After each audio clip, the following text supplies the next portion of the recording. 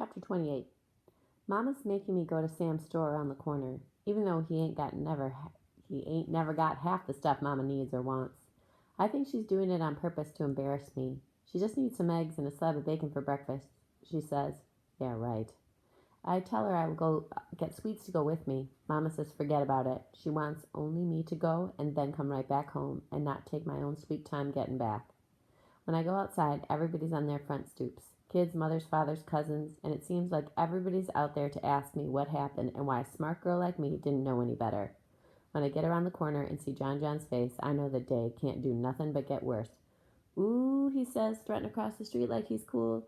You did it now. They ain't letting you back in school, are they?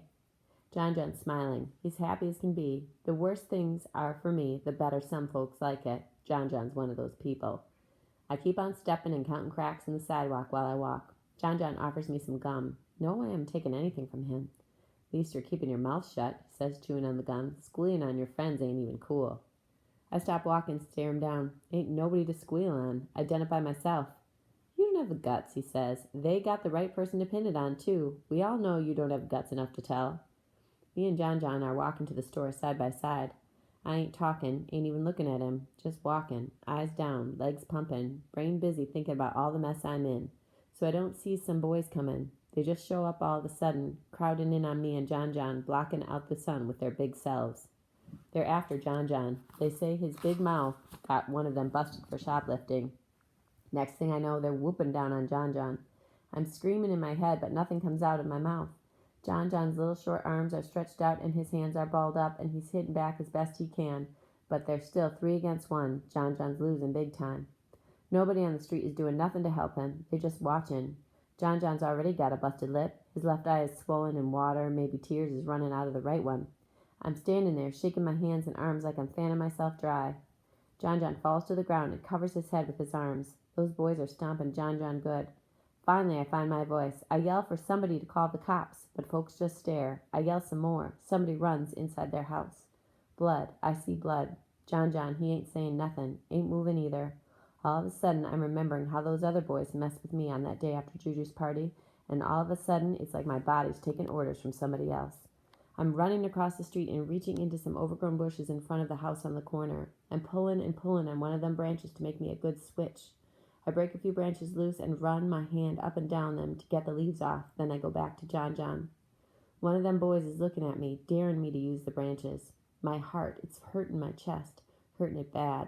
My hands are burning from yanking and peeling back them leaves. My throat is so dry, it's burning too. John John, he's lying there, still getting beat. Next thing I know, I'm hitting them boys. The first boy that I hit yells like a baby. His arm swells up quick.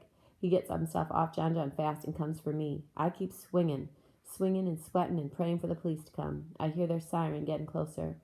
Them next 2 boys are off John John now, and all of them are coming for me.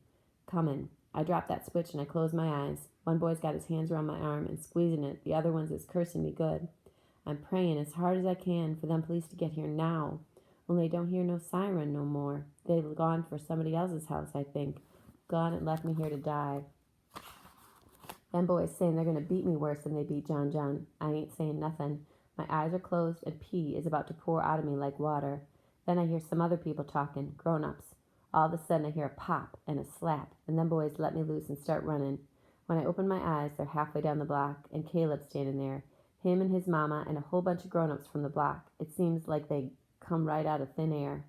Ain't gonna have no girls being beat half to death, not round here, some old man says.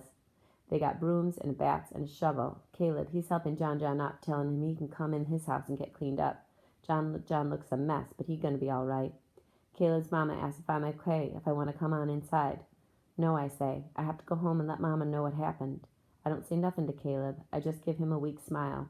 Me, I'm feeling lucky he came along like he did. John John's always talking about how black I am. Well, I'm still the blackest thing in school, and it was me that saved his butt today. People are hyping John John inside Caleb's house like he's some baby learning to walk. I take myself home. I don't have to tell Mama much. The story gets to her before I walk in the door. She says she's just about to come for me. She makes me tell her the story 3 times before she lets me go to my room. After I'm there a while, Mama knocks on my door. A letter just came for you. It's from the library. You owe them money? She asked softly. I push open the bedroom door before Mama says another word. I snatch the envelope out of her hands. Dear Miss Madison, congratulations. The third annual Young Writers Committee at the Martin Malcolm Library is pleased to announce you as the winner of this year's contest. I show Mama the letter. The letter goes on and on about how many people entered and how they're going to put my writing on display in the library lobby for a whole month. I stand there a while, fingering the puffed up gold letters at the top of the page and reading the letter over and over again. Mama and me both look at each other. All of a sudden, Mama starts crying big fat tears. I don't have to ask her why. I know. We both wish Daddy was here for the good stuff and the bad.